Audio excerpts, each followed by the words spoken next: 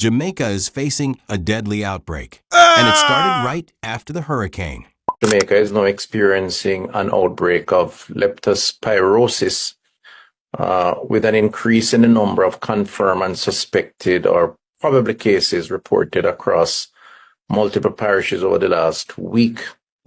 The outbreak follows the passage of Hurricane Melissa, which has created conditions that have increased the risk of exposure to contaminated water and soil.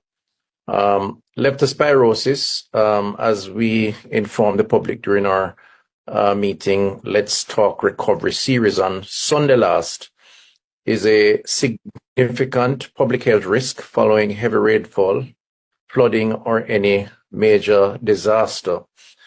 The bacteria that causes this disease thrives in water contaminated by urine of infected animals, especially rats, but also cats, dogs, and livestock.